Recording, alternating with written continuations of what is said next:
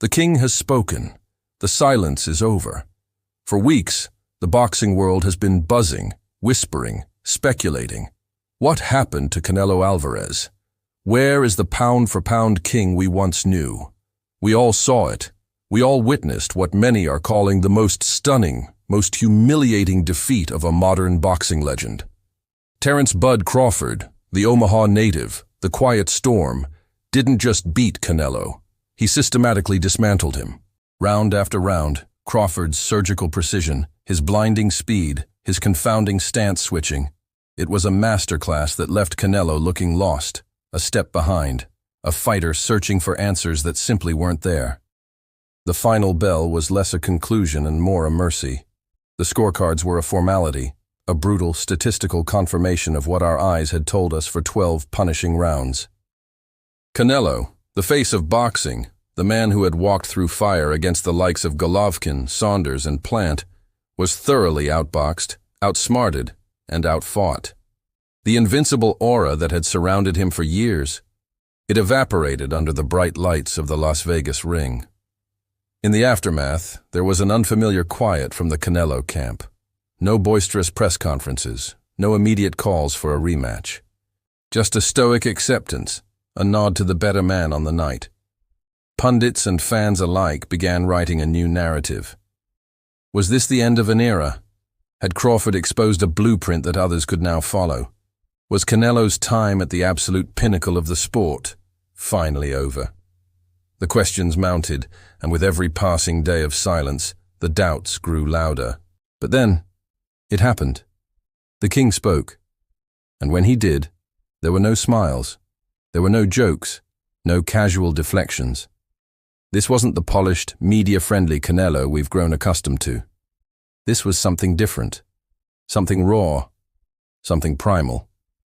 In a brief, intense interview with a look in his eyes that could cut through steel, Canelo Álvarez laid it all bare. "He embarrassed me," Canelo said, his voice low but laced with an intensity that sent shivers down your spine. "He embarrassed me once," he repeated, letting the words hang in the air, heavy with meaning. "But never again." That's it. That's the declaration.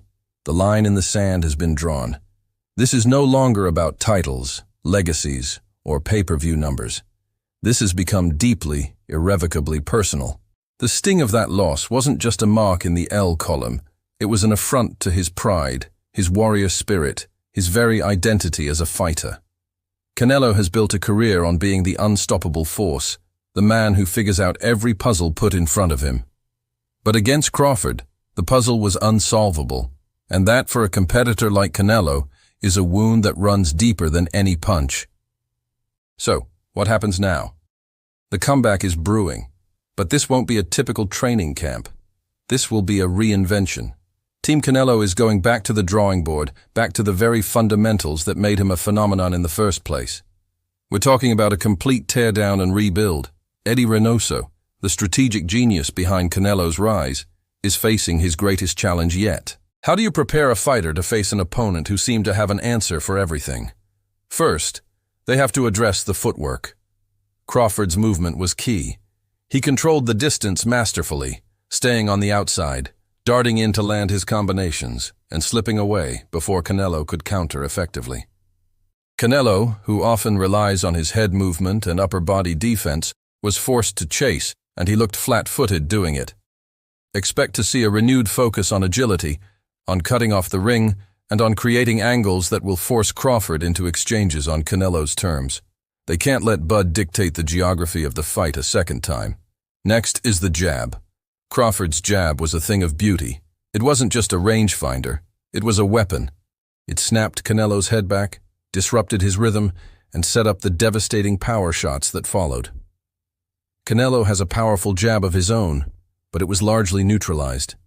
For the rematch, he has to find a way to get past Crawford's lead hand. This might mean more feints, more upper body movement on the entry, and a willingness to take one to give one, just to get inside that long reach. He has to make Crawford respect his own jab from the opening bell. And then there's the power. This is Canelo's ace in the hole. He is undeniably the bigger puncher, but power is useless if you can't land it cleanly. Crawford's defensive awareness and his ability to switch stances created a moving target that Canelo just couldn't pin down. In the rematch, Canelo can't just load up on haymakers. He needs to be smarter, more patient. He needs to invest in the body. The body shots that have been his signature weapon throughout his career were strangely absent in the first fight. A sustained body attack is the classic antidote to a slick, mobile boxer. It saps the legs, drains the gas tank, and brings the head down for the knockout blow. That has to be a central part of the new game plan. But beyond the technical adjustments, the biggest change will be mental. The fire we saw in Canelo's eyes? That needs to be forged into disciplined aggression in the ring. He can't let the frustration of the first fight lead to recklessness. He needs to channel that feeling of embarrassment, that vow of never again, into a cold, calculated fury. He needs to become the hunter again, not the hunted. Terence Crawford may have won the battle, a decisive, brilliant battle that will be remembered for years. But Canelo Álvarez is coming for the war. This is what makes boxing the most compelling sport on the planet. It's not just about skill, it's about heart, will, and the indomitable spirit of a champion who refuses to be broken. Canelo has been here before. People doubted him after the Mayweather fight, and he came back stronger, smarter, and more dominant than ever. Now, he faces that same crucible of doubt once more. This isn't just a fight for a world title. This is a fight for his soul. It's about proving to the world, and more importantly, to himself, that the king is not dead. The fire has been reignited. The comeback is on, and this time, it's personal. Thank you so much for watching. What do you think? Can Canelo pull off the comeback, or is Crawford simply on another level? Let me know your thoughts in the comments below. And if you love boxing analysis like this, make sure to hit that like button and subscribe to the channel, so you don't miss what's coming next. We'll be breaking this down every step of the way. See you in the next video.